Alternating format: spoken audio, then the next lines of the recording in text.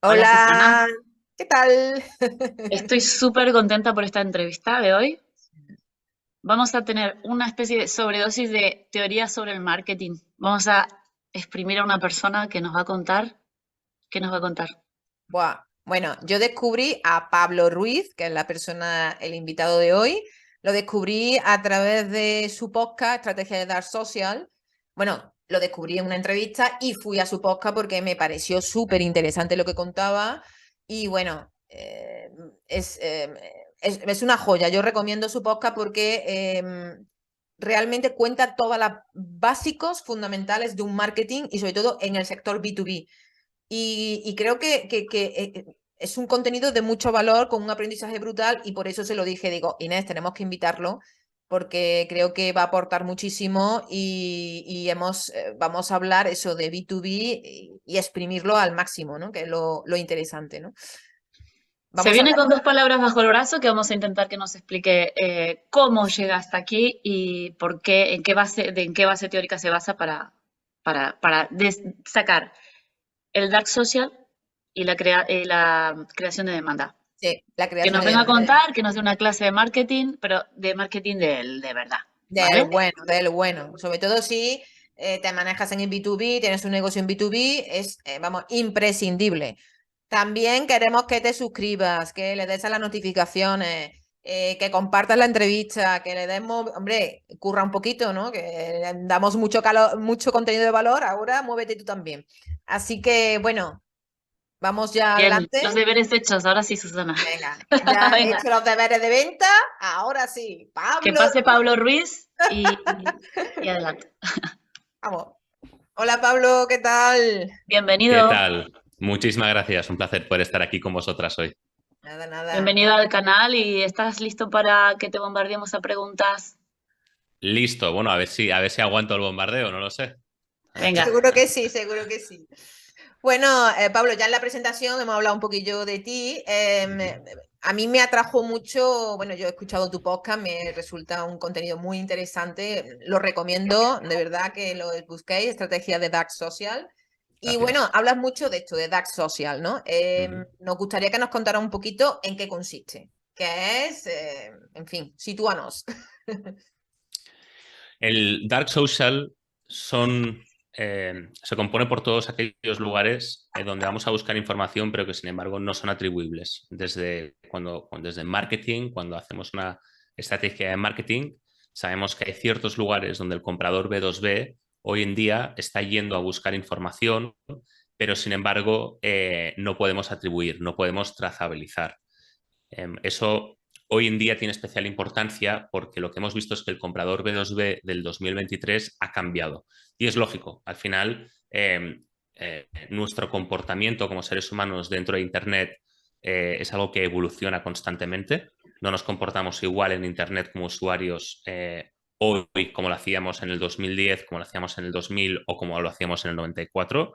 Al principio solamente teníamos correos electrónicos y páginas web muy estáticas, ¿no? Hoy en día tenemos redes sociales, tenemos comunidades, tenemos foros, tenemos videollamadas, videoreuniones, podcasts, vídeos.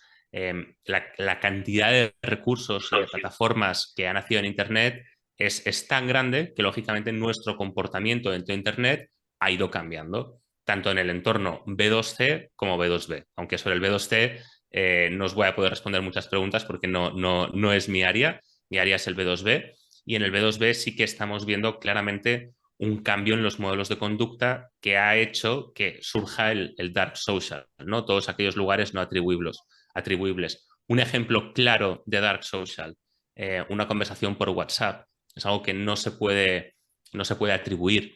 Una conversación por Slack, en un foro, un comentario en una publicación de LinkedIn, cuando alguien comparte una publicación de LinkedIn por mensaje directo, son contenidos, son lugares donde el comprador B2B hoy en día está interactuando y desde marketing no tenemos forma de atribuir ese comportamiento.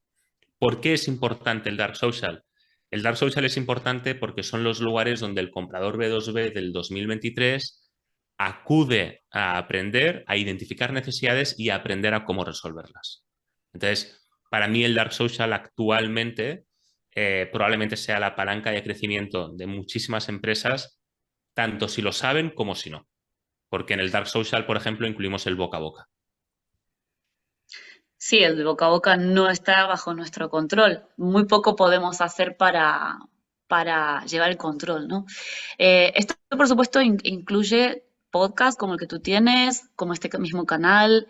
Es, digamos, ese ecosistema que hay alrededor de nuestra marca por donde cualquier usuario puede interactuar y donde finalmente unos cuantos acabarán como clientes, ¿verdad? Así es. Ponemos un ejemplo de comportamiento en Dark Social, ¿no? Y es muy importante decir una cosa que no he dicho. El Dark Social se caracteriza por un elemento muy importante y es que todavía no existe intencionalidad de compra. Y esto es fundamental. Y por eso el embudo tradicional de marketing basado en AIDA, por ejemplo, atención, interés, deseo, acción, probablemente habría que reformularlo. Pero bueno, eso si queréis lo dejamos para más tarde. Lo importante es Estás que entrando fuerte, ¿eh? Sí, Cuidado. sí, esto es súper interesante, vamos.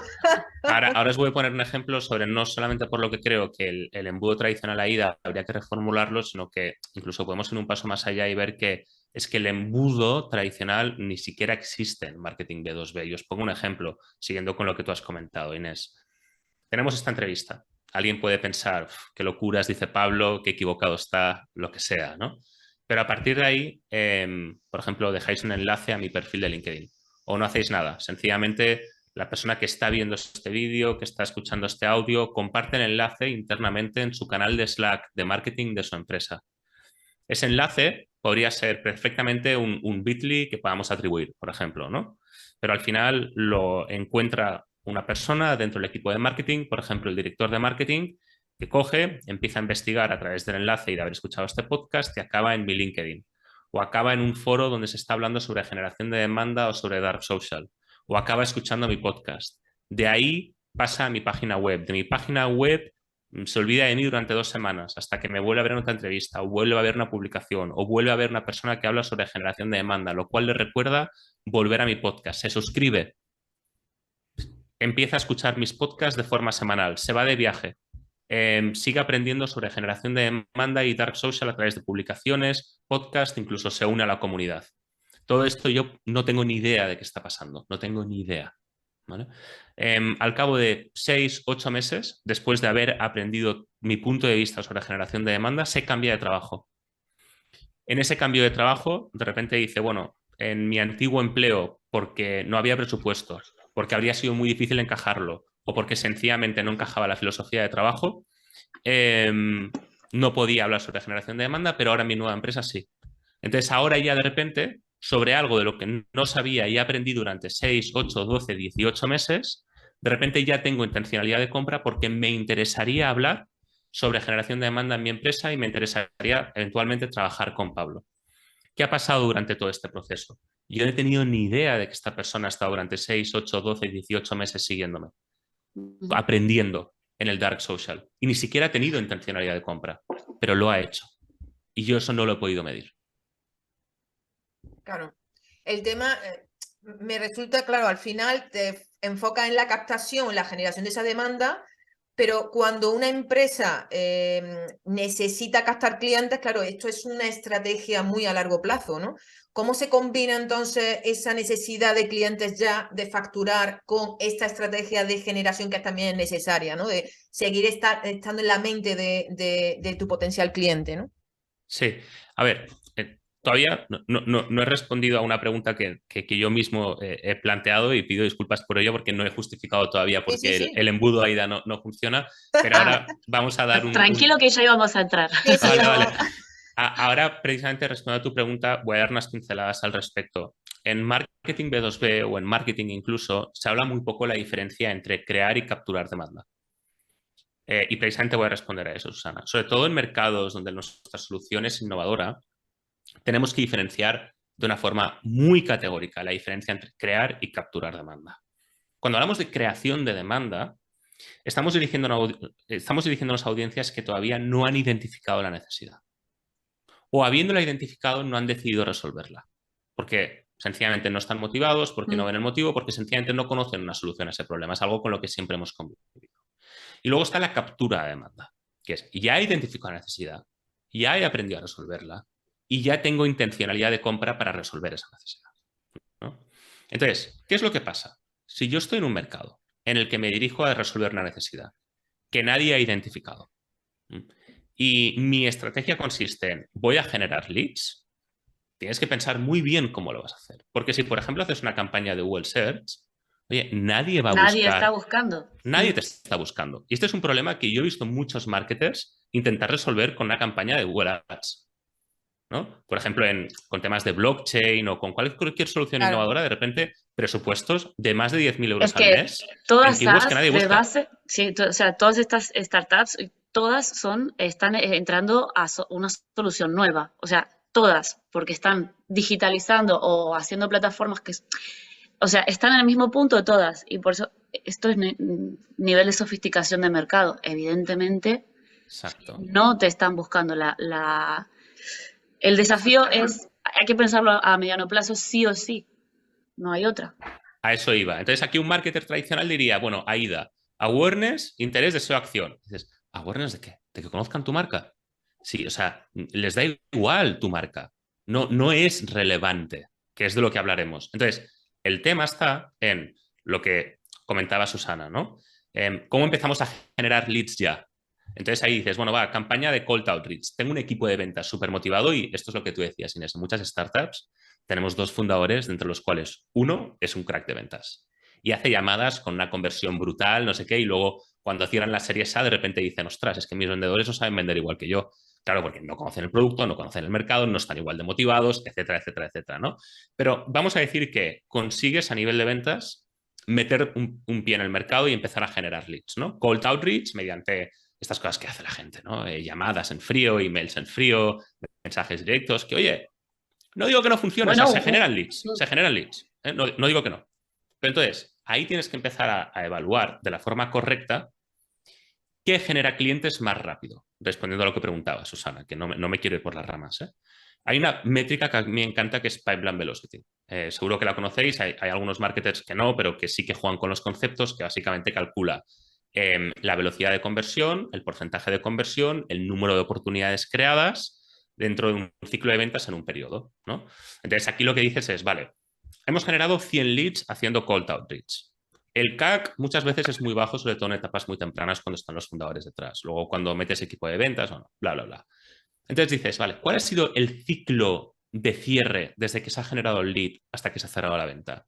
En cold outreach, que es lo que hacemos cuando, según indica Susana, en este marco de pregunta que has planteado, cuando queremos acelerar las ventas, o todo al principio, el cold outreach, en mi experiencia, tiene uno de los procesos de cierre de lead a cliente de media más lentos de todas las estrategias de marketing y ventas que podemos hacer. ¿Por qué? Y es muy lógico, esa es la respuesta. Hay mucha gente que puede decir, no, no es así. Vale, en algunos casos no es así, pero de media es el más lento y es muy lógico. ¿Por qué? Porque al final tienes que llamar a una persona que no ha identificado la necesidad y la tienes que acompañar a lo largo de un proceso de ventas, desde que la identifica hasta que ya esté dispuesto a contratarte a ti.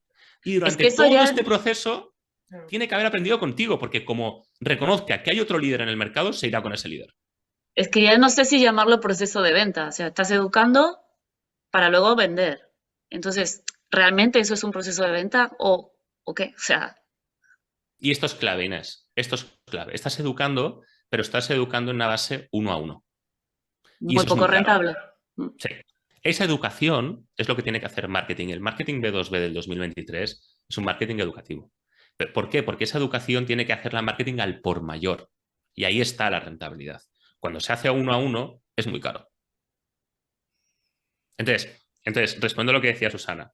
¿Qué es más rápido para generar un lead? Vale, lo más rápido para generar un lead, pongo la mano en el fuego, es cold outreach. Seguro, seguro. Si queréis leads, yo mañana os pongo 100 leads encima de la mesa de lo que queráis. El Pero dilema es, ¿qué es más rápido para generar clientes? Sin lugar a dudas, para mí, generación de demanda. Tardaremos 6 meses en conseguir el primer lead. Pero ese lead, cuando venga, ya está educado. Ya ha identificado la necesidad, ha aprendido a resolverla, ha tomado la decisión de resolverla, sabe cómo nos diferenciamos, sabe cuál es nuestra propuesta de valor, con quién trabajamos, cómo trabajamos, incluso nuestros precios. Claro. aquí el problema que yo veo mucho es que hay gente que se forma en ventas, hablamos de closers y tal, que se están formando en un ámbito en el que los vendedores y copies, nos metemos en sectores donde ya está la demanda creada. Con lo cual, con saber los puntos de dolor, los beneficios y qué necesidades tiene ese usuario, pues cierran la venta. Cuando entramos en el mundo B2B, donde están nuevas oportunidades que se desconocen, estas personas que están formadas de esta manera están absolutamente descolocadas. Tienen que hacer un ajuste importante. Sí. Porque esta es la problemática. O sea, el usuario no está en el punto Pero que están incluso, acostumbrados. sí, lo que ¿Sí? pasa que creo que incluso en el caso de que tu solución sea ya conocida, imagínate un software de recursos humanos. Hay muchísimos software de recursos humanos en el mercado, pero no conocen tu marca. En este caso también la generación de demanda sería necesaria, ¿no? Es decir, porque al final no conocen cómo tú trabajas, cuál es tu producto, cuál es tu propuesta. Si, como decía Pablo, si en una llamada tú intentas educar, influir y que te compran, pues imagínate el proceso, claro. Al final vas por cantidad, no por calidad, ¿no? Bueno, a ver, Pablo, que no ilumine. Hay un ejemplo muy bueno, y habéis dado con un punto muy nuevo, ¿no? Muy bueno, perdón. Y sería muy válido que preguntarais ahora. Entonces, la generación de demanda es solamente para productos, soluciones innovadoras, donde no hay mercado creado, donde se tiene que crear. La respuesta claramente es no. No, claro. Es para cualquier B2B. Y os explico, os lo explico con un ejemplo. Bueno, primero os lo explico y luego con un ejemplo. La importancia siempre es crear una categoría donde tu solución sea única. Y esa categoría tiene que responder a una investigación de mercado muy profunda, que nosotros siempre hacemos antes de hacer generación de demanda, porque partimos de la base de que una estrategia de marketing correcta tiene que ser una estrategia que se adecua a cómo tu comprador está tomando decisiones. En cada caso, el comprador cambia su comportamiento y, por tanto, es de cambiar la estrategia. Y de ahí la importancia de hacer una buena investigación de mercado. Una de las conclusiones que debemos extraer de una buena investigación de mercado es entender muy bien cuáles son sus atributos de compra. En base a esos atributos de compra, nosotros creamos una categoría. En esa categoría, que al final se construye a través de un punto de vista único sobre cómo tú resuelves la necesidad de tu comprador, te vas a apoyar para diferenciarte de tu competencia. Tiene que ver mucho con el posicionamiento comparado. Entonces, tu capacidad para crear una categoría dicta en cierta medida el hecho de que estés en un mercado que ya existe o que no, ¿no? Por ejemplo, yo estoy en marketing, dentro del marketing estoy en marketing B2B. Yo podría decir, mi categoría es marketing B2B, pero si no entiendo muy bien los atributos de compra de mi comprador y sencillamente me limito a decir que hago marketing B2B, yo no me diferencio de mi competencia y eso a largo plazo no va a funcionar, ¿no? O sea, no tengo ventaja competitiva.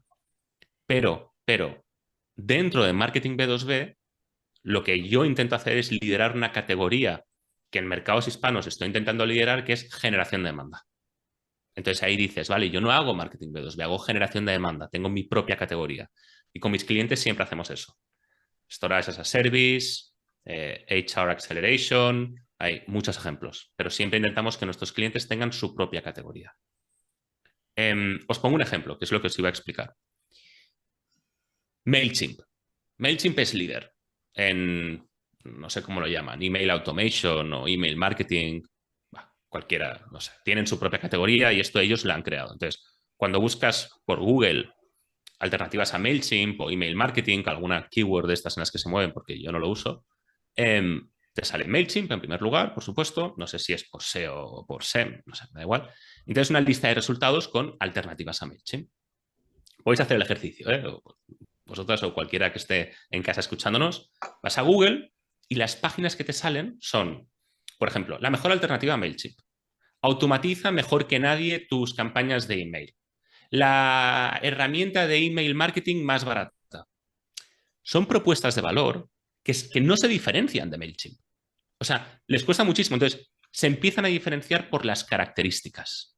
Y cuando te diferencias por las características, ahí es cuando tu usuario se empieza a fijar en el precio.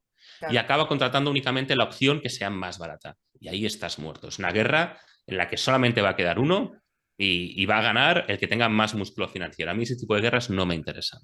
¿Qué tipo de guerras me interesan? Aquellas en las que en vez de por precio, mi cliente quiere trabajar conmigo por el valor que le ofrezco, no porque sea el más barato. Con mis clientes siempre trabajamos de esta manera.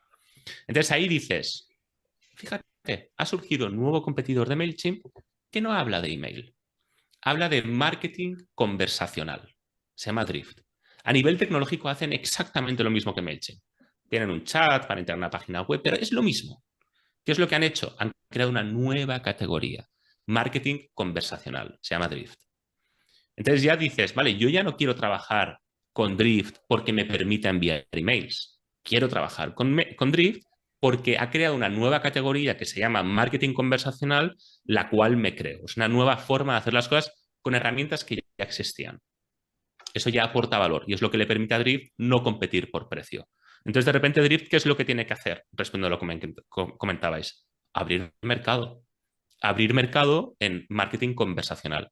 ¿Cómo? Evangelizando mi punto de vista único sobre cómo resolver una necesidad. Sí, sí. Mira, me han venido Yo miles de aquí, preguntas, ay, miles sí, de no, preguntas. es que aquí es cuando nosotras también tenemos el dilema de que recibimos empresas que no han hecho un trabajo profundo de marketing, no han basado, la base comercial no está integrada con marketing, lo quieren agregar luego, ¿no? Y luego Sí. tienes problemas, tú hasta un punto para iniciar una nueva categoría probablemente tengas que hacer un cambio en la formulación del producto o del servicio. No sé si aquí te encuentras con esto, decir, bueno, para crear esto, fijémonos cómo estamos entregando, ¿qué? ¿Por qué te ríes? Cuenta. No, sí, sí.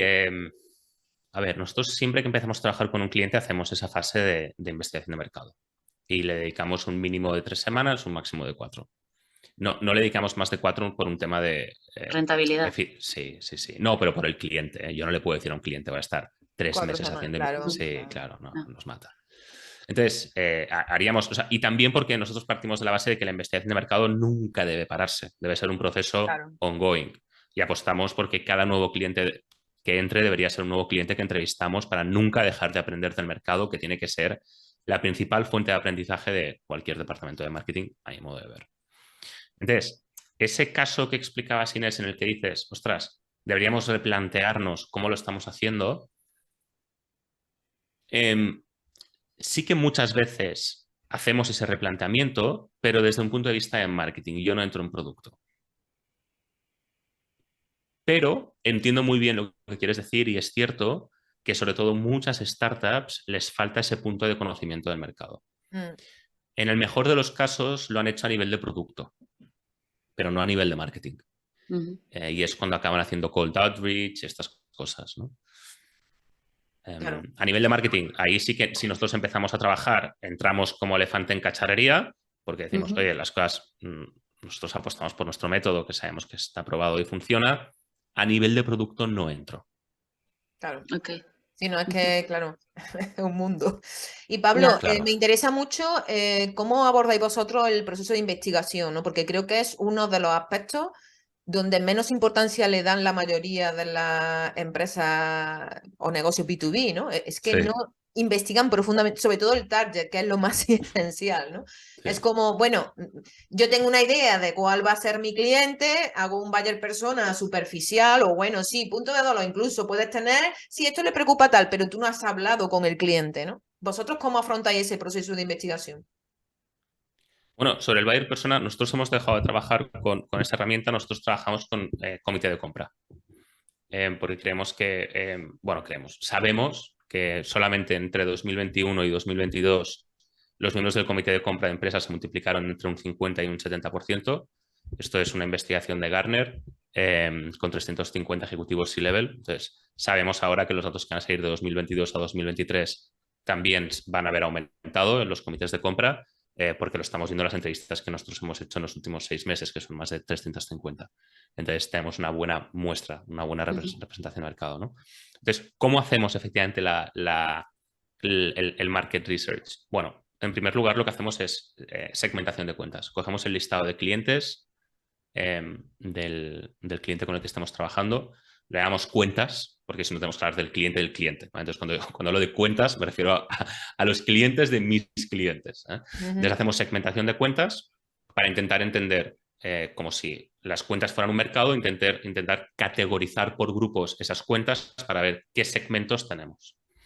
Luego hacemos una segmentación de mercado, donde puede ser el mismo cliente quien haga la segmentación de mercado y nos diga a qué segmentos se quiere dirigir, o nosotros hacemos un ejercicio muy básico para entender qué segmentos pueden ser los más atractivos.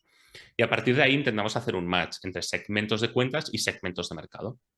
Si el cliente me dice, mira, el segmento de mercado al que nos queremos dirigir son empresas del sector tecnológico en el área de Latinoamérica, por ejemplo, con entre 100 y 200 empleados, con una facturación de entre 3 y 5 millones, bueno, etcétera, ¿no? Los criterios de segmentación que sean. Entonces nosotros cogemos de los segmentos de cuenta de nuestro cliente las empresas que más se parezcan a ese segmento de mercado al que nos queremos dirigir para empezar con una ronda de entrevistas. Nosotros tenemos una serie de formularios de entrevistas de unas 75 preguntas que solemos hacer entre 30 y 45 minutos por cuenta, donde preguntamos objetivos y problemas, valor, diferenciación y competencia y comportamiento online.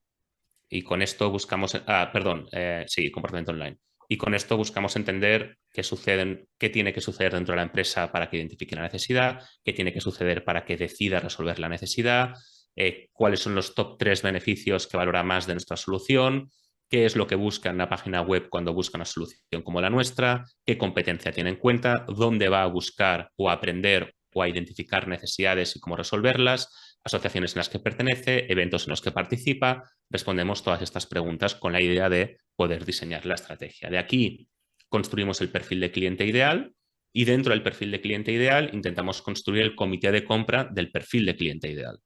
Entonces tenemos unos atributos bastante generales sobre el perfil de cliente ideal, industria, tamaño de la empresa, etcétera, y luego describimos el comité de compra. Por eso nosotros no jugamos tanto con la idea del buyer persona, sino que jugamos mucho con la idea del comité de compra. ¿Quién es el promotor? ¿Quién es el decision maker? ¿Quién es el blocker? ¿Quién es el influencer? Esto me va a preocupar mucho para entender tanto a nivel de marketing como de ventas la dinámica de ese proceso de toma de decisión. A partir de ahí construimos la Unique Selling Proposition, la Unique Value Proposition, estrategia de posicionamiento comparado, creamos la categoría y empezamos con toda la definición de la estrategia. Qué interesante. Estupendo. A ver, un punto por si alguien, a ver, o si yo me perdí de algo. Si sos una startup, está escuchando ahora, no ha iniciado, no tiene un solo cliente, está en proceso de, yo qué sé, están en rondas de inversión y están preparándose, ¿vale? Tú haces este estudio de mercado con la base de datos que ya tenéis. Correcto. Bien, vale, aclarado ese punto. Claro, la pregunta es, ¿qué pasa si no la tienes? Ahí es cuando tienes que hacer ese growth magic, esa magia, ¿no? Como emprendedor para intentar ver de dónde sacas las entrevistas. Yo no empezaría ninguna estrategia de marketing sin tener esas entrevistas. Efectivamente, Claro. como tú bien indicas, Inés, yo parto de la base de que ya tienes clientes porque el 100% de clientes con los que trabajamos ya tienen clientes. Claro. Ya están en funcionamiento. Sí, sí, sí. También un poco por el segmento al que nosotros nos dirigimos, ¿no? Que es un segmento ya pues en torno a las series A, en el caso de startups. Luego trabajamos con clientes muy grandes, de pues 300 a 5.000 empleados, ¿no? Pero, ¿qué haría yo si no tuviera clientes? Tienes que hacer ingeniería social, desde pedir el tiempo de la gente hasta, por ejemplo, una fórmula que funciona bastante bien es regalar horas de consultoría. Si tú realmente crees que tienes un SaaS o una empresa B2B que puede ayudar a la gente tiene que estar dispuesta a que tú le regales horas de consultoría gratis, ¿no? Esas horas de consultoría, para mí, hay que, desde nuestro punto de vista, reconvertirlas a cómo aprendo yo del mercado. Claro. Si la gente no quiere comprar tus horas de consultoría gratis, probablemente tengamos un problema de market fit o de product fit, no lo sé. Y Pablo, ¿qué problemas básicos cuando te llega uno de vuestros clientes, ¿no? Lo que has descrito, ¿no? ¿Qué problemas básicos presentan? ¿No tienen ni idea de generar demandas? ¿Se enfocan más en outbound? Cuéntanos un poquillo, ¿qué problemática presenta en general? Una de las formas que nosotros tenemos de medir los leads es midiendo su intencionalidad. Y eso muchas veces depende del canal del que venga, ¿no? Yo tengo varios programas, lo llamamos programas de revenue, programas de facturación, que generan leads, cada uno de su propia fuente, ¿no? Uno de ellos es LinkedIn, el otro es el podcast, el otro es el bootcamp, ahora estamos desarrollando otro que es una comunidad, bueno, account-based marketing, por supuesto. el programa de revenue que me genera menos calidad, es decir, menos intencionalidad de compra, ahora mismo es LinkedIn. Y el que me genera más intencionalidad de compra probablemente sea el Bootcamp, que es una formación que hacemos con especialistas en marketing B2B durante 4 días, 4 sesiones más uno, porque la última sesión es un 1-1 conmigo, y de ahí sacamos clientes, ¿no? Entonces, respondiendo a tu pregunta, ¿qué tipo de cliente tenemos? Es un cliente que sabe sobre marketing B2B. Normalmente es un director de marketing que probablemente no nos contrata porque él no podría llegar a saber cómo hacerlo, sino que muchas veces lo que busca es como ese sello de garantía de que si lo hace con nosotros, pues bueno, ciertos mínimos resultados pues sabe que están garantizados, ¿no? Entonces, o bien por eso, o bien porque le faltan manos, o bien porque efectivamente está en un proceso de aprendizaje de generación de demanda, tiene otros 1000 frentes que atender, además de generar demanda, y por tanto busca a alguien pues, que sepa más que él, que tenga más experiencia, más recorrido para poder hacerlo, ¿no? Pero no nos suele pasar que hablemos directamente con alguien que no sabe de generación de demanda o que no sabe sobre marketing B2B, porque significaría que no estoy haciendo bien las cosas. Claro. Mm. O sea, el tipo de lead que generamos está muy cualificado, ha aprendido bastante con nosotros. ¿Y no te parece aquí, para entrar en pique, que AIDA lo tienes repartido en un mediano plazo entre LinkedIn, AIDA, atención, interés, deseo aquí en el bootcamp y acción en la conversión final? Porque o sea, tiendo a pensar que AIDA es Dios. O sea, está presente en todos los procesos de acción, ¿no? Sí. A ver, creo que, ¿por qué no estoy de acuerdo con los embudos tradicionales como AIDA? Primero, porque no creo que el comprador B2B responda a un embudo impuesto. Ya. Incluso el B2C, ¿no? Imaginaros, queremos comprar una televisión. La televisión ya es un gasto, bueno, para mí es importante, yo quiero una televisión grande, ¿vale? Entonces me voy a Amazon y digo, bueno, va, voy a comprar una televisión. A nivel B2C, pero ya hablamos de complejidad del proceso de toma de decisión. Si queréis no hablamos de B2B o B2C, hablamos de si la decisión de compra es impulsiva o reflexiva.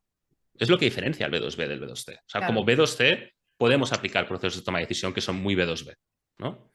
Comprar televisión, para mí en mi caso lo es. Entonces me voy a Amazon. Amazon es un lugar de captura de demanda. O sea, yo ya he identificado que las televisiones existen, he aprendido que hay una diferencia entre 4K, UHD y todas las películas del mundo. Entonces me voy a Amazon y digo, venga, televisión, 55 pulgadas, bla, bla, bla, bla, bla. Me sale una lista de resultados, clico en uno de ellos. Porque encima tengo reconocimiento de marca sobre LG y acabo en LG. Empiezo a mirar. Antes de comprar, ¿qué hago? Me voy ya de entrada a reseñas de los compradores en Amazon. Pero luego me voy a Google, voy a buscar una página de terceros para buscar reseñas. No hay marketer que pueda hacer seguimiento de eso. Eso ya es Dark Funnel. Luego me voy a YouTube, voy a mirar un product unboxing. Sigo en YouTube y busco otros vídeos sobre valoraciones de expertos. Me voy a una página especialista en electrodomésticos o en televisiones para ver qué puntuación tiene. Vuelvo a Amazon. En la página de resultados me aparece un anuncio de retargeting donde los de Samsung me están diciendo no compres LG, compra Samsung. Vuelvo a Samsung, repito el proceso. Entonces, ¿qué AIDA vale ahí? Es un proceso que, bueno, podría ser interés, podría ser, sí, probablemente estaría en la fase de deseo, pero estoy saltando constantemente entre todas las fases de AIDA, incluso en acción, ¿no? Entonces, pensar en AIDA a nivel teórico está muy bien, a nivel práctico no es como funcionamos. Estamos todo el rato saltando y muchas veces como marketers no lo tenemos en cuenta porque no podemos medir ese comportamiento.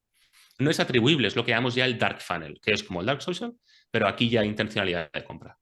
Entonces, estamos buscando en otros lugares donde sí que hay intencionalidad de compra. Páginas de reseñas, vídeos, ¿no?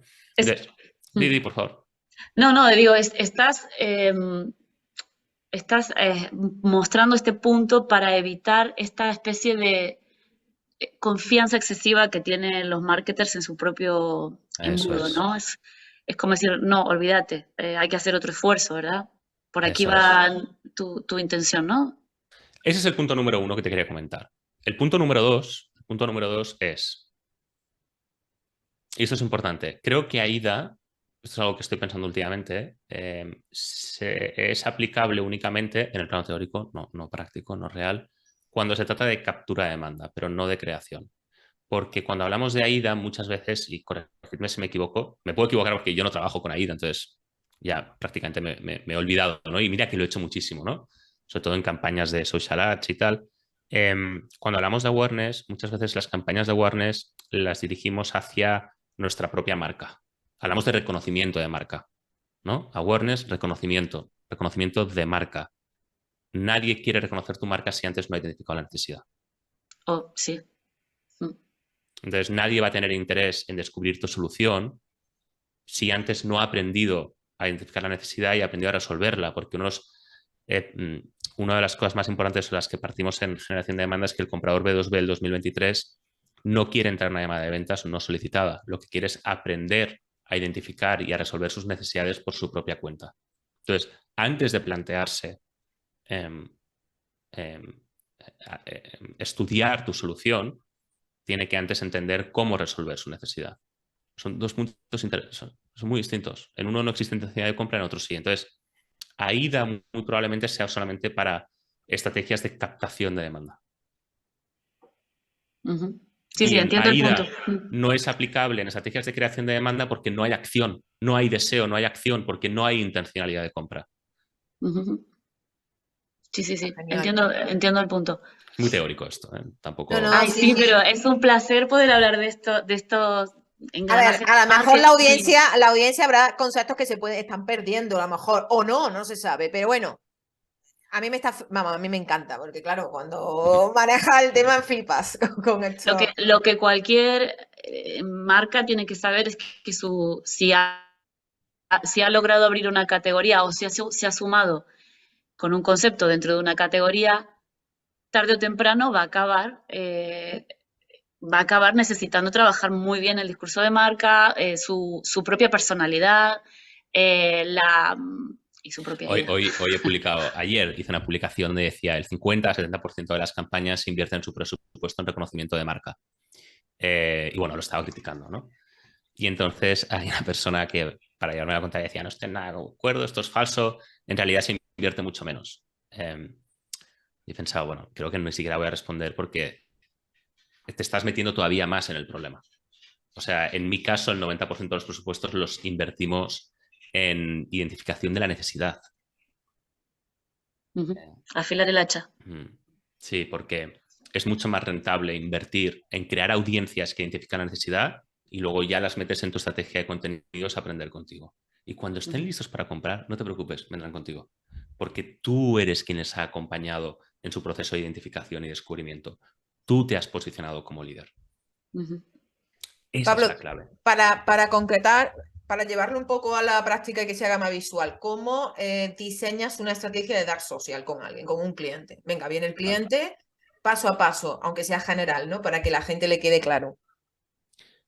Es muy importante entender cuál es tu categoría en la que estés en un blue ocean donde no haya competencia. Tú digas, sí, yo hago email marketing, pero yo hago marketing conversacional, que puede parecer, ostras, menudo vende motos, ya, pero tienes que entender cuáles son los atributos de compra de tu comprador. Si tu comprador tiene esos atributos de compra, es de lo que quiere hablar, es lo que quiere escuchar. Entonces ahí se trata de encontrar un equilibrio perfecto entre aquello, lo que tu audiencia quiere hablar, o lo que tu audiencia quiere escuchar y lo que tú quieres hablar. Entonces hay que crear una estrategia de contenidos, una categoría donde encuentres ese equilibrio. Sea el que sea, me da igual, pero no puedes hablar únicamente de ti, de tú. O sea, tiene que ser algo donde encuentres ese equilibrio, donde hables del problema y expliques tu punto de vista único sobre cómo resolverlo. Claro. Porque eso es lo que te va a servir para que ese comprador B2B te acompañe en todo su proceso de aprendizaje, que puede durar meses. Puede durar meses y es mejor que lo haga a través de marketing que no de ventas, por lo que hemos visto antes, con el ejemplo que ponía Susana. ¿Vale? Entonces, a partir de ahí creamos una estrategia de contenidos. Y aquí pues podemos utilizar un copywriter, un ghostwriter, un editor de vídeo, no sé, lo que sea, ¿no? Entonces, es trabajo del marketer intentar entender qué interesa a la audiencia y qué no interesa. Esto es clave, ¿eh? Porque muchas veces en LinkedIn, sobre todo, vemos muchas publicaciones que tienen más de 1000 likes, pero que hablan de experiencias catárticas a nivel personal y de, no sé, cosas muy personales que yo creo, esto no aporta ningún valor a tu público objetivo. Es fácil conseguir 1200 likes porque una historia personal apela a cualquiera. Y es muy difícil conseguir 10 likes de algo que realmente sea técnico, de algo que realmente se dirija a audiencias Claro, muy cualificadas. claro. Entonces, hay que crear una estrategia tofu, mofu, bofu, donde tenemos publicaciones que despiertan el interés, que apelan a públicos más grandes y poco a poco con esas estrategias de contenidos vamos cualificando audiencias, vamos hablando de aspectos más técnicos para que esas audiencias a lo largo del tiempo tengan engagement con nosotros y vayan aprendiendo. Lo que no queremos es que identifiquen la necesidad con nosotros y acaben aprendiendo con otro, ¿vale? Porque queremos posicionarnos como líderes. Entonces, sobre este punto no te puedo explicar mucho más. Tenemos que entender muy bien qué piensa nuestro comprador. Investigación de mercado. Punto número 1. Punto número 2. No solamente hay que entender de qué hay que hablar, sino dónde hay que hablar al respecto, ¿vale? ¿Dónde está acudiendo mi comprador a aprender? En muchos casos es LinkedIn. En otros muchos es Twitter. En otros es Reddit. En otros es una comunidad, asociaciones, foros. Por ejemplo, directores de comunicación, pues tienes DIRCOM, tienes DIRSI. Profesores y farmacéuticos. Bueno, profesores, tienes Twitter. Farmacéuticos, asociaciones. Muchísimos perfiles. Los marketers, ¿dónde estamos? En LinkedIn, ¿no? Entonces, hay que entender dónde vamos a hablar de lo que yo quiero hablar y adaptar ese contenido. Eso es lo primero. Entonces, ahí planteas una estrategia de contenidos, donde tienes que asegurarte que tu contenido llega al lugar donde tu audiencia está descubriendo. Una estrategia de generación de demanda básica la podríamos dejar ahí. De verdad, ¿eh? Con un buen copy y un contenido que apele, te aseguro que los clientes llegan. Y si no llegan es porque realmente la estrategia de contenidos no está funcionando, ¿vale? Luego podríamos hablar sobre captura de demanda. Entonces, ¿cómo lo hago yo ¿cómo lo hago yo para acabar capturando esas audiencias que estoy creando? Pues efectivamente podemos necesitar una campaña de Google Search o una campaña de lo que sea para poder acabar capturando esa demanda, ¿no?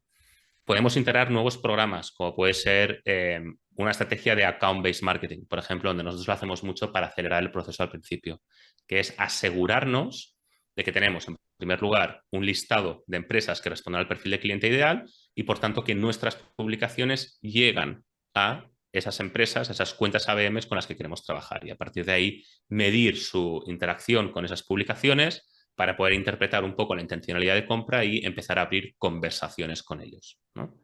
Entonces, hay muchas formas de hacerlo, pero yo diría que, como decías tú, Susana, si alguien quiere empezar una estrategia de generación de demanda desde cero, una forma sencilla es entienda muy bien a tu comprador y empieza a hablar al respecto. Empieza a hablar al respecto de la necesidad de tu comprador desde tu punto de vista único sobre cómo resolverlo. Y el resto es casi magia. Aquí es lo que remarcabas antes de tienes que tener un mensaje, porque en sí tu marca no es relevante para nadie. O sea que será relevante si tu mensaje es lo suficientemente, si ha permanecido el usuario consumiendo ese mensaje, reflexionando acerca de esto, y luego, y sí, quizás luego se interese en tu marca, pero en principio hay que tener un mensaje. Esto es clave, Inés. Muchos marketers todavía hoy no diferencian entre reconocimiento de marca y relevancia de marca. A mí me da igual que me reconozcan en el mercado o no. Lo que me interesa es ser relevante. Tener reconocimiento de marca es lo que diferencia a tu marca de la diferencia, pero eso puede ser una commodity. O sea, si tú no ganas relevancia, tu marca es únicamente una commodity.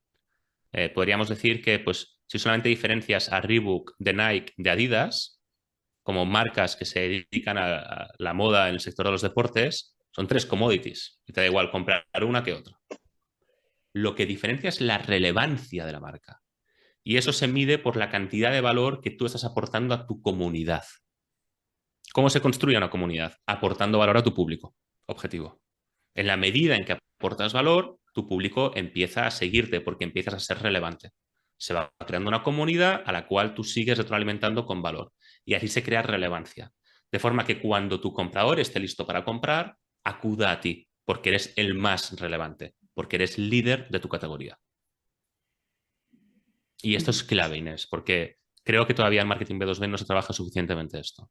Y precisamente es algo sobre lo que nosotros ahora queremos dar otra vuelta de tuerca, hablando de comunidades B2B, que es el último piloto, el último experimento que estamos haciendo.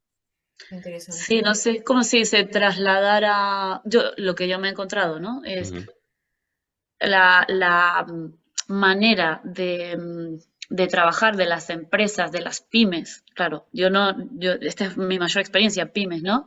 Que se han encontrado con la necesidad de entrar al canal online y no se han dado cuenta que de pronto están compitiendo o sea, el radio de competencia se abrió tanto que no saben jugar, ¿no? Claro. No saben marketing, no saben posicionamiento y entonces intentan trasladar los viejos hábitos del presencial, de cómo compito con los que tengo aquí al lado, a X kilómetros a mi alrededor, y hay como un desfase aquí temporal que se irán ajustando, ¿no? Pero bueno, se nota mucho esta diferencia de mentalidad. Sí, sí, y es crítico, porque al final de todo lo que estamos hablando, o sea, se podría resumir en una sola frase, que es marketing va de entender al comprador. Jeff Bezos de Amazon siempre lo dice, nosotros nunca nos hemos centrado en la competencia, nos hemos centrado en el comprador. Bueno, yo no sé si es verdad o no, pero esto lo dice, yo no sé si luego lo ha hecho porque no soy experto en B2C, pero es lo que dice y tiene toda la razón. O sea, tu capacidad para entender al comprador es lo que te tiene que diferenciar de la competencia. Y de ahí sale una ventaja competitiva por margen, por valor. Tu capacidad para entender al comprador. Es que va todo de eso. Y es brutal ver cómo en marketing nos hemos olvidado de la herramienta clave para entender al comprador, que es la investigación de mercado, como apuntabais antes. Realmente. Entonces nos estamos centrando en la competencia que tengo alrededor, no sé qué, tal.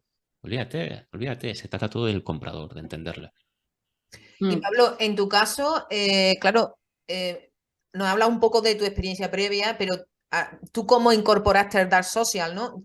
Has aplicado la misma filosofía en tu propia empresa, ¿no? Porque el Dark Sí. Social a lo mejor en España no era tan conocido, esto de generación de demanda, esta categoría nueva.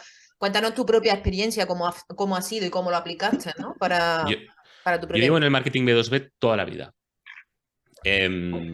Toda la vida. Y empecé por la parte más básica, más tradicional, cogiendo una maleta y yéndome a China a ferias de comercio en ciudades que no sabía ni su nombre ni cuándo me iba y tenían más de 20 millones de habitantes, haciendo esa venta fría, tradicional, en ferias, visitando a clientes, etc.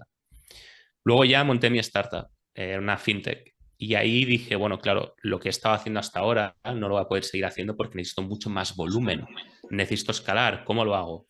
Y ahí es cuando entré en el mundo del marketing B2B digital, empezando haciendo email marketing. Hablo del año 2015, donde mandábamos 3, 4 y 5.000 correos electrónicos al día desde distintas cuentas con una tasa de respuesta del 90%. ¡Qué tiempos! No había GDPR, no había GDPR, Claro. era sálvese quien pueda, ¿no? Y ahí aprendí mucho sobre copywriting, sobre tampoco tanto aprendí, sobre todo sobre email marketing y sobre segmentación y perfil de cliente ideal, bases de datos, mercados, pero había algo que no me cuadraba. Entonces empecé ya con mi segunda empresa, donde también seguimos haciendo marketing B2B, pero apostamos por toda la idea de webinars, lead magnets, SEO, y siempre me dio la sensación de que, o quizás ahora mirándolo en retrospectiva, siempre tuve esa intuición como que las cosas no cuadraban. Como que todo era muy táctico, pero nadie era capaz de explicar realmente cómo funcionaba el marketing B2B. O sea, nadie me daba la big picture, ¿no? La imagen grande, una vista de pájaro para ver cómo funciona el marketing B2B. Y eso siempre como que me llamó la atención. Y cuando investigaba casos de éxito de empresas B2B grandes, veía que no había una salsa secreta. O sea, veía grandes empresas B2B que tiraban de, pues por un lado hago eventos, por otro lado hago webinars, por otro lado llamada a puerta fría, por otro lado email marketing, un poco de SEO. Y es como, bueno, como que van haciendo, le van metiendo muchísima pasta mientras la haya y es un tema de quemar gasolina. Y eso era el marketing B2B. Entonces, no me encajaba en la cabeza, porque cuando hablamos de e-commerce, cuando hablamos de B2C en cualquiera de sus categorías, ostras, sí que hay playbooks. Hay muchos cursos por ahí que funcionan muy bien. No sé, Patrick Wynn, por ejemplo, es un crack en Facebook Ads y realmente puedes construir un negocio con la metodología que él te enseña. ¿Qué pasa con el marketing B2B que nadie sabe muy bien? Hasta que descubrí generación de demanda, que en países anglosajones todavía es una ola que está empezando a crecer, o sea, pero realmente la generación de demanda no tiene un market share en el marketing B2B que sea realmente representativo. Y dije, claro, ahora me encaja todo.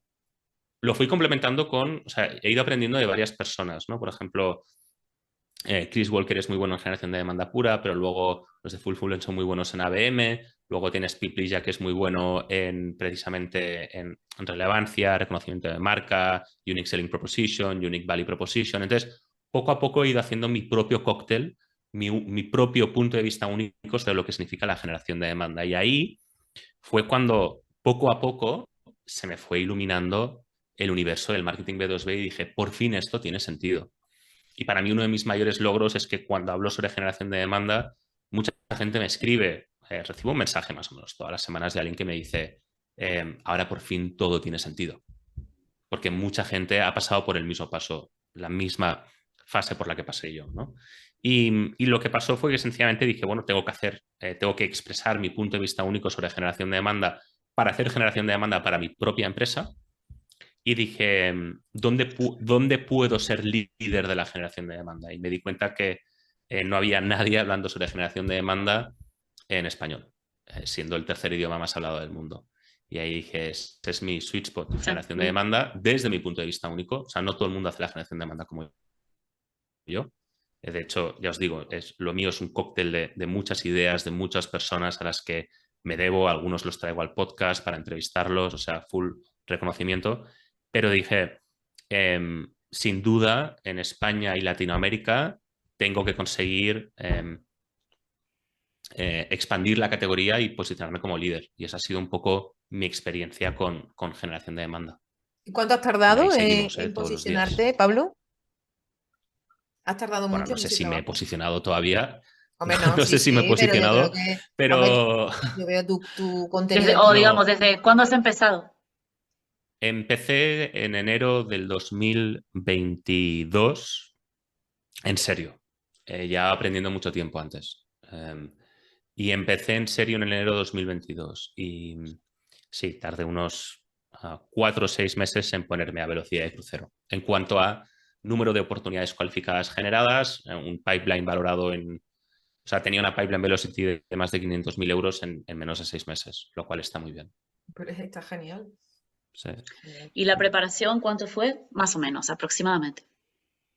No, es que no es un caso Toda tu vida igual. representativo. No, claro, sí, te podría decir toda mi vida profesional, ¿no? Porque he tenido que pasar por todos. Ahora, por ejemplo, el otro día hice un episodio en mi podcast sobre eventos, refiriéndome a ferias comerciales, congresos, etcétera, y generación de demanda, pero lo hice en base a mi experiencia personal en los años 2013, 2014 y 2015, yendo a eventos, a ferias, a congresos. Entonces es algo que lo que estoy haciendo ahora se podría decir que es el resultado de pues, una trayectoria Claro. que culmina con esto, ¿no? Y bueno, y espero que no acabe, ¿no? Que sigan mucho más. Entonces, no te sabría decir cuándo descubrí la generación de demanda. Probablemente en la pandemia. Eh, Lo digo porque la gente cuando le haces propuestas que no son inmediatas, con resultado inmediato, dices, tienes que sembrar, tienes que generar una serie de pasos a seguir, ¿no?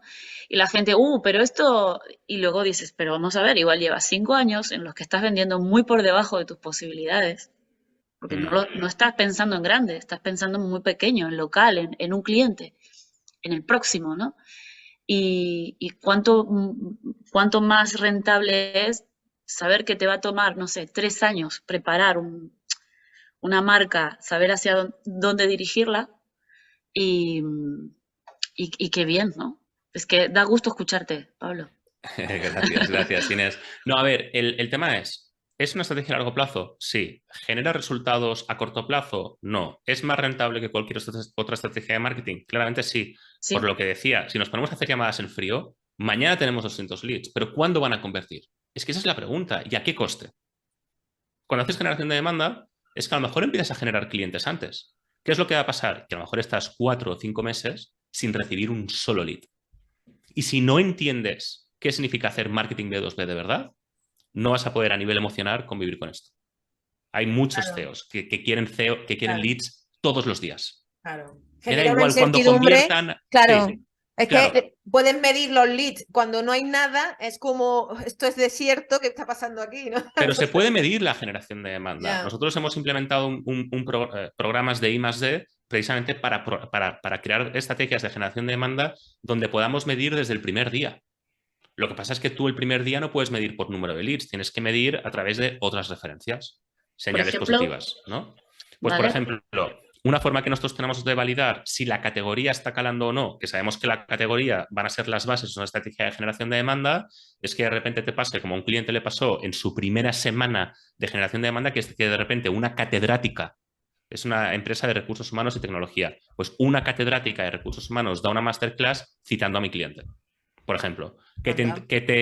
claro, es Es pues, un impacto, categoría claro. súper validada, porque tienes una Qué bueno. startup de recursos humanos sin experiencia en recursos humanos y de repente te viene una catedrática y te cita en una masterclass por haber hecho un episodio del podcast. Esto es un caso real.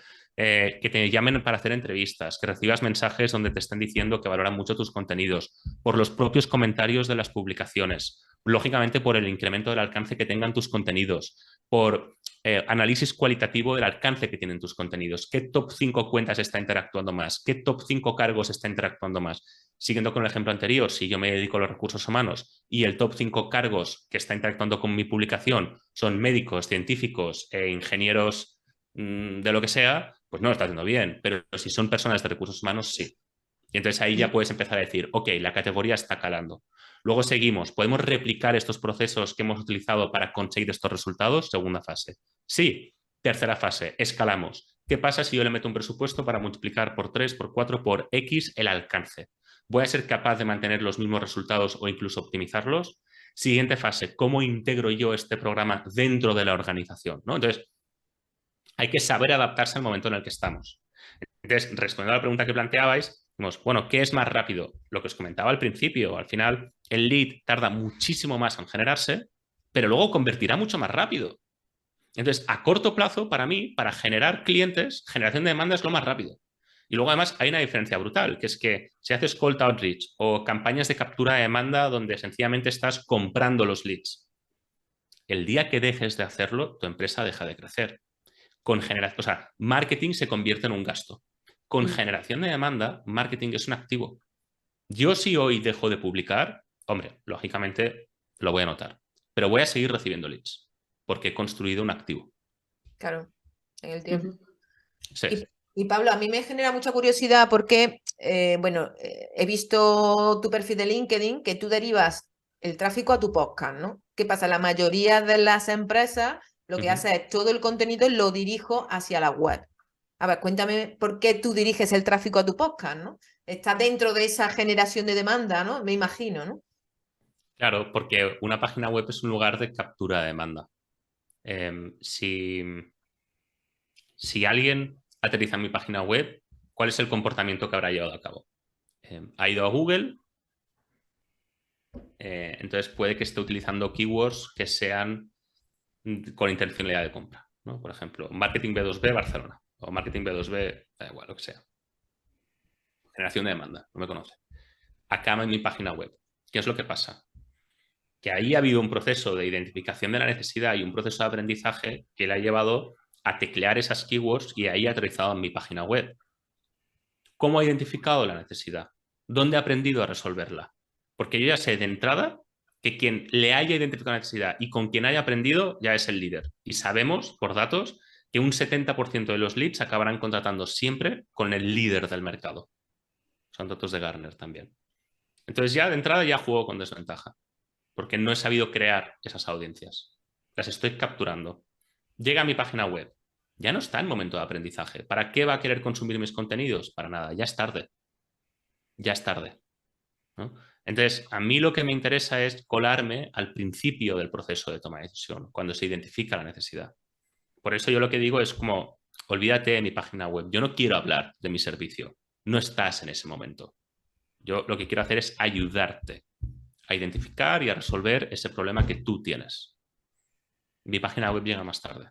Ese tráfico sería de muy poca calidad. Qué bueno, qué bueno. Además, tú no tienes los típicos lead magnets para nada, ni trabajas el email marketing o sí. No, el comprador B2B del 2003, como decía, quiere aprender a resolver sus problemas por su propia cuenta y no quiere entrar en una llamada de ventas no solicitada, y mucho menos lo va a hacer por intentar acceder a un contenido como sea precios, un white paper o un webinar. Nosotros hemos visto que en la mayoría de casos, de todos los white papers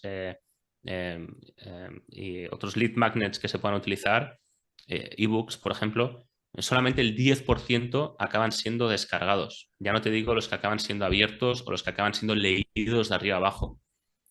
Lo que hacemos es utilizar un pretexto para pedir unos datos de contacto que el comprador no nos quiere dar para meterle una llamada de ventas.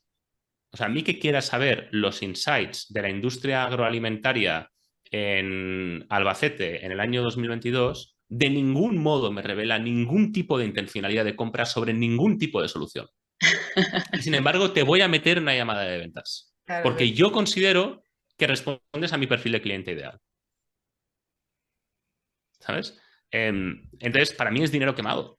Ya tenemos título, ¿eh? Para este... para No, entrevistas.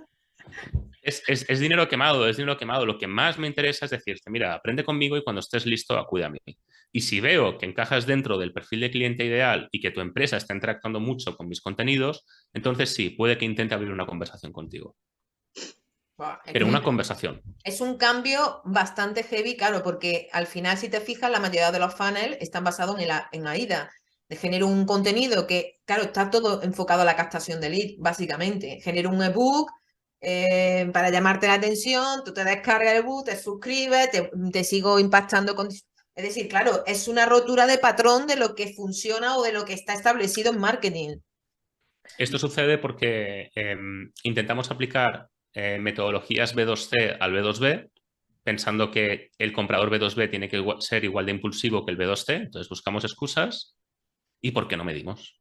Porque no medimos fuentes de generación de clientes, medimos fuentes de generación por leads. Entonces no Perdón, nos... Sí. me escuece el email marketing, yo tengo que defenderlo. Muy pocas empresas nutren con el email marketing y las que lo Claro, hacen, hablo de clientes, consiguen resultados porque hacen exactamente, te tengo aquí, te estoy haciendo seguimiento, te estoy alimentando con un correo semanal, quincenal, lo que sea, te estoy manteniendo el interés, te estoy hablando de la problemática y te estoy hablando de las soluciones y eventualmente, pues, pero bueno, no tampoco es algo mayoritario, o sea, no podemos... no, pero claro, yo creo que Estoy de no, acuerdo, ¿eh? era un tema que queríamos sacarte, que tú en parte, hombre, has dicho que el email marketing, también soy defensora del email marketing, pero hay que saber hacerlo, no es el email marketing pesado de promociones, ofertas, no, es otro tipo de email, más enfocado a la Vale, aportación de valor, ¿no? exacto, pero es que fijaros que estamos hablando de lo mismo. Sí, sí, sí, exacto. O sea, Lo digo porque la gente cuando se encuentra escuchando estos contenidos dice, ah, entonces no hay que correr para este lado, vamos a correr todos para aquel. Espera un momento. Son No. todas diferentes opciones para según qué objetivos y pero según con qué recursos cuentas. pongámonos en contexto. O sea, hablábamos de lead magnets, ¿no? Ya cuando Sí, hablamos de email marketing, es cierto que nos han dado su correo electrónico.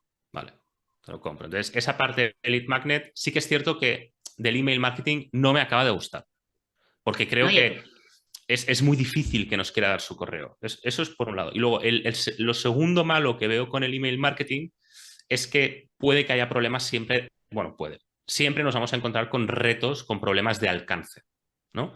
Ya sea cuantitativo como cualitativo. Cuantitativo porque no todos los emails van a llegar. Y cualitativo, no sé si llamarlo cualitativo, bueno, sí llamarlo cualitativo porque no, es un poco difícil a veces medir la calidad del contenido porque hay poca interacción con la audiencia en ese sentido, pero a donde quería llegar yo además es que hay poca recurrencia. Es decir, si yo mando más de un email a la semana, ya estoy jugando con determinadas líneas rojas. Entonces, y le manda uno diario, ¿eh? Y yo ¿sí? durante un año... Vale.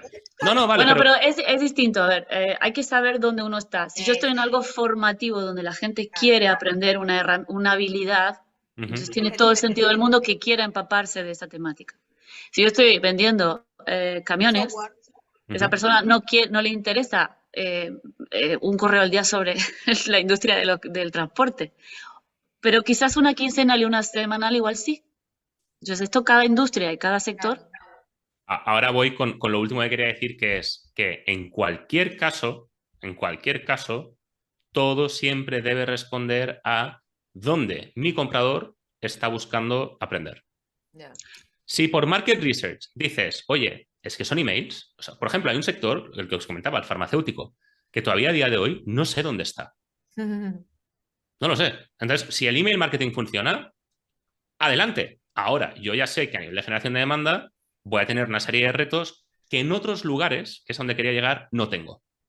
Como puede ser, por ejemplo, LinkedIn, donde puedo publicar una vez a la semana, donde da igual cuántas personas tengan mi network, puedo tener 8.000 personas, si es que fueran, por ejemplo, 8.000 emails, ¿no?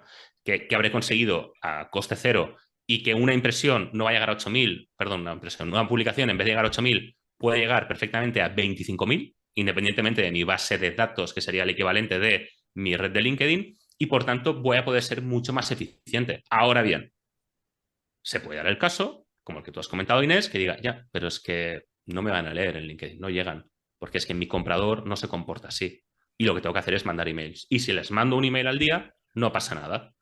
Entonces, en términos generales, no es lo normal, estaremos de acuerdo en eso, pero si funciona, adelante. ¿Qué es lo que qué es lo que he dicho antes? ¿Cómo se resume generación de demanda?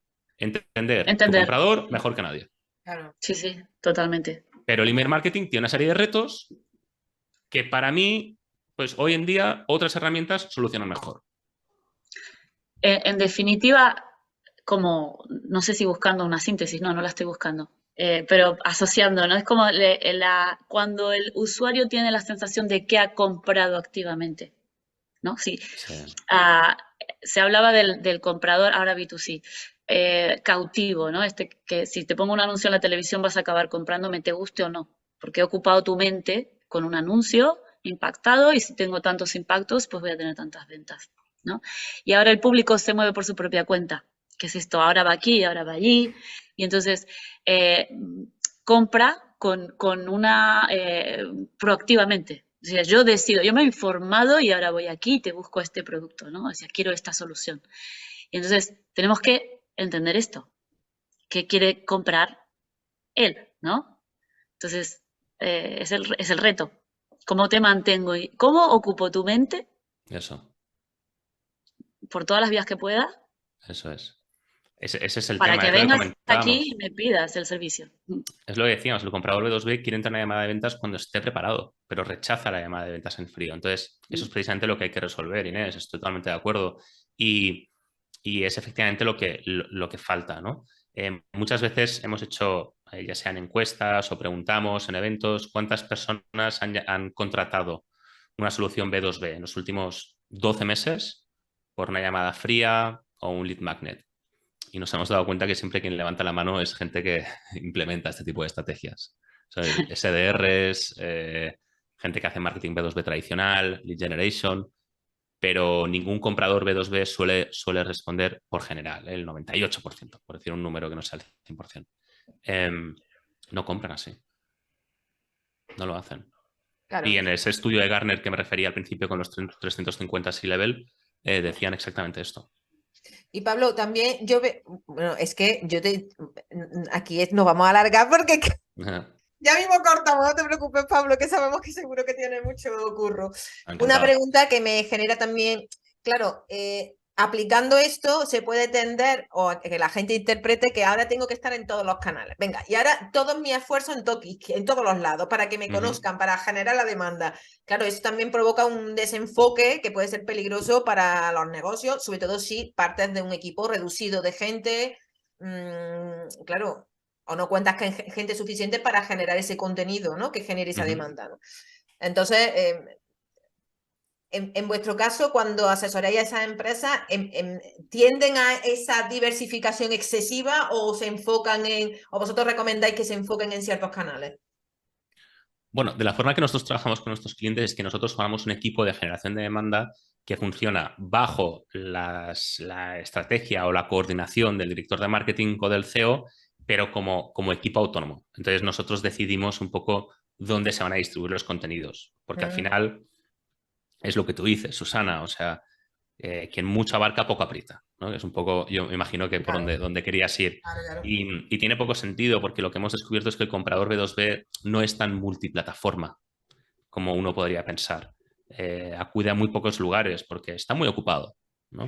Entonces, cuando hablamos de LinkedIn, hablamos de LinkedIn. Cuando hablamos de Twitter, es Twitter. Muchos técnicos invierten mucho tiempo en Reddit, por ejemplo.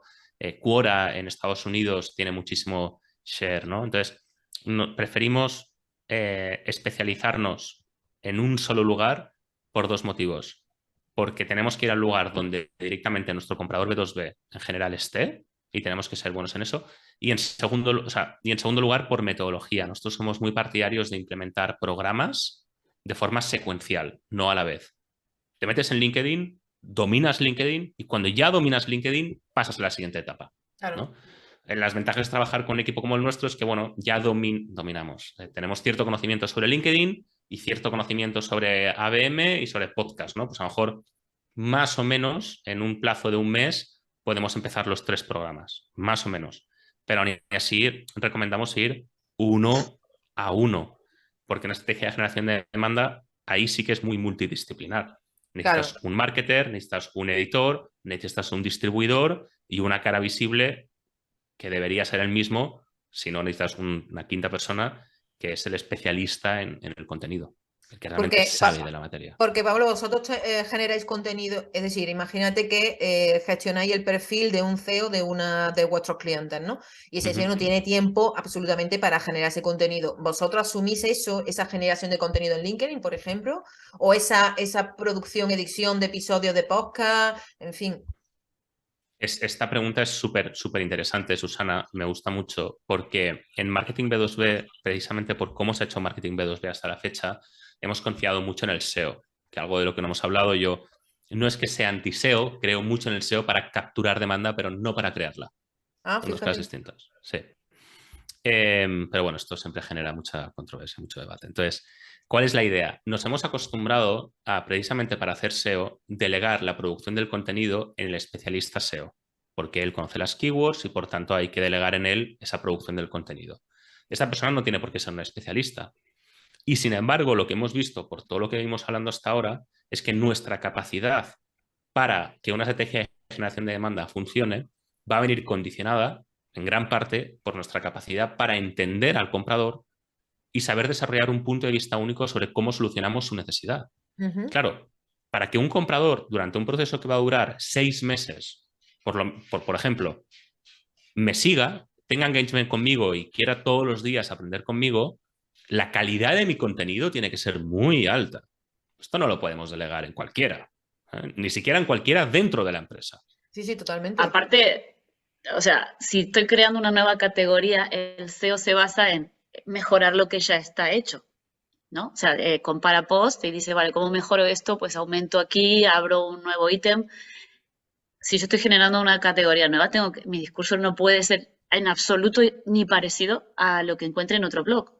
Eso es. Esa es la clave de crear categoría. Entonces, es un ejercicio que bueno, es muy pesado, ¿no? Entonces, ¿qué es lo que hacemos?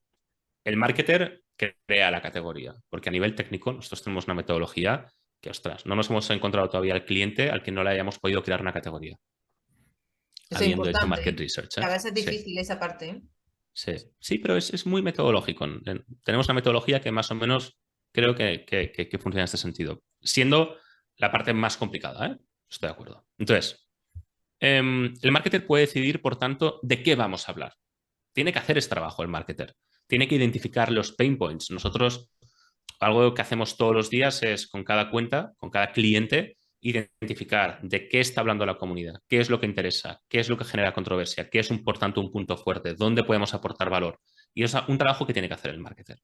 Pero cuando el marketer dice, hoy se tiene que hablar de X, bueno, hoy siempre se hace por adelantado, ¿no? Pero por poner un ejemplo, el marketer no puede hablar de X. El marketer puede que tenga un SaaS de contabilidad, un software de contabilidad, ¿no? Que vender. No sabe de contabilidad, sabe de marketing. No le puedes pedir a un marketer que te hable de contabilidad. Es imposible. Bueno, es imposible. Ya me entendéis. ¿A quién hay que acudir? Al CEO, al Head of Product, a quien sea que realmente pueda hablar al respecto y ayudarnos a construir ese punto de vista único. Entonces ahí le decimos, siguiendo con el ejemplo de contabilidad, bueno, es que no tengo ni idea de contabilidad, pero oye, ¿cuál es nuestro punto de vista? ¿Qué es lo que nos podrías explicar sobre esta temática en particular. Y entonces ahí el especialista, que suele ser la cara visible, te dice, pues mira, X, Y, Z. Ese contenido luego hay que pasarlo por el editor, que es quien va a adaptar el formato del contenido a la plataforma donde lo vayamos a distribuir. Porque no es lo mismo YouTube Claro. que LinkedIn, De que Twitter. Twitter, que cualquier otra plataforma. Entonces, o a un email, por ejemplo, ¿no? Inés, comentabas, ¿no? No puedes escribir un email de la misma forma que escribes en LinkedIn. Para nada. Entonces, el editor es muy importante que juegue un rol ahí porque hay algo a tener en cuenta. El contenido no solamente tiene que estar en el lugar donde tu audiencia está y tiene que hablar de algo que realmente interesa a tu audiencia, sino que tienes que hacerlo atractivo para que tu audiencia lo quiera leer en primer lugar, ¿no? Sabemos que en LinkedIn la gente lee en diagonal, pues Sí, estás a lo que estás a pasar rápido, ¿no? Y tienes que ser lo suficientemente atractivo en ese contexto. exacto, exacto. Aquí realmente no es una ciencia oscura, ¿eh? Hay que saber sencillamente lo que se hace y ya está. Y, por ejemplo, en Claro. este caso, pues el editor es un copywriter. Cuando hablas del editor, ¿estás hablando de generar este pequeño equipo dentro de cada empresa o Sí, ah, sí, siempre de creamos un prepararlo? equipo, exacto, con un marketer en primer lugar, que es el que dice de qué se va a hablar. El editor es quien adapta el contenido a cada plataforma y el distribuidor es quien distribuye el contenido, ya sea de forma orgánica o haciendo paid media buying para aumentar el alcance, ¿no? Y Y tú, luego Pablo, tienes... entonces, ¿piensas Mm. que no es tan importante que el CEO sea el que dé la cara, sino que puede ser otro miembro de la empresa o incluso que sea la empresa como marca corporativa la que tenga el protagonismo en la generación del contenido? Creo que tiene que ser siempre quien dé la cara, tiene que ser lo ideal, mejor dicho. Lo ideal es que sea el CEO. ¿Mm? Entonces me encuentro en algunas situaciones en las que el CEO dice, no, pero yo no quiero ser la cara visible. Ya. Entonces ahí es cuando dices, a ver, de entrada eres la cara visible a nivel interno de tu empresa. Si no tienes, si como CEO no quieres trabajar tus dotes de comunicación, no quieres tener ese pie en el mercado que te va a permitir hacer esto, entiendo que no lo quieras hacer, pero tienes que hacerlo. A mí un ejemplo muy bueno que me gusta, que es un poco extraño, pero me gustó, es del fundador de Massimo Dutti. Me decía, mira, un CEO tiene que aprender el jamón, tiene que aprender a cortar jamón. Y cuando cortas jamón, cortas tanto la grasa como la carne, ¿no? Pues lo mismo cuando eres un CEO, tienes que hacer cosas que te gustan y cosas que no te gustan. Totalmente. En el mismo momento en que aceptas ser CEO, aceptas tener un rol ciertamente público, aunque sea a nivel interno, donde sin lugar a dudas tienes que tener un pie en el mercado. Y ese tipo de estrategias de generación de demanda te ayudan a eso. Y lógicamente a tu audiencia le va a gustar mucho más, va a apreciar mucho más poder hablar con el CEO que no, por ejemplo, con un Head of Product, aunque un Head of Product lógicamente me vale igual. Pero el CEO siempre va a tener una visión holística, siempre va a tener una visión mucho más global sobre su empresa, sobre el mercado, sobre el comprador, que Pero va a conseguir que el mensaje cale más. ¿no encuentras que tienen una idea o un prejuicio acerca de que si la empresa es importante, el CEO no tiene que... dice, ¿qué van a pensar de la empresa si el CEO firma los correos? Y es como en plan, justamente, o sea, pero es una idea equivocada que he encontrado más de una vez. Yo creo que sí, yo creo que sí. Y si no, pues, o sea, estoy de acuerdo contigo, Inés. Si no quiere hacerlo el CEO, para mí representa un costo de oportunidad, pero eso no significa que no se pueda hacer. Guy Kawasaki, sin ir más lejos, era el evangelista de Apple, el título oficial, Chief Evangelist Officer, ¿no? Probablemente con otro objetivo, pero la figura del evangelista es algo que nosotros trabajamos con nuestros clientes cuando el CEO no quiere, No barra, quiere. no puede ser la cara visible de la empresa. Y es muy importante que haya una cara visible, eso sí, porque sabemos que Siempre. multiplica los resultados por lo menos por 3. Y de hecho, solamente LinkedIn sabemos que cuando da alcance a una publicación, un perfil personal tiene 15 veces más alcance que un Sí, perfil de empresa, por ejemplo, en sí. LinkedIn. O sea, por poner un ejemplo. Brutal, sí, sí. Es Bueno, evidente esto. Mm. seguiríamos con el interrogatorio, Pablo, porque es súper interesante y es un placer escucharte, la verdad, nos ha aportado muchísimo valor, pero bueno, entendemos que ya nos estamos pasando ya de robarle tiempo. No, Bueno, hombre, un placer. Pablo, de verdad, una maravilla. Nos ha encantado la entrevista y todo lo que nos ha aportado. Y bueno, muchísimas gracias por pasarte por aquí. Gracias, Muchísimas Pablo. gracias. Un verdadero gusto. Un Gracias a abrazo. vosotras, ha sido un placer, he estado muy cómodo y nada, lo he dicho, gracias y espero que podamos seguir hablando pronto. Muy Por bien, supuesto muchas que sí. gracias, Pablo. Chao, Bueno, chao. ya dejaremos Adiós. el enlace, tu Por enlace supuesto, del al podcast. Podcast o ¿O LinkedIn, no? lo que queráis. Muy bien, muy Lo que tú bien. digas. Muy Muchas bien. gracias, Pablo. Gracias. Adiós. Chao, chao. Chao.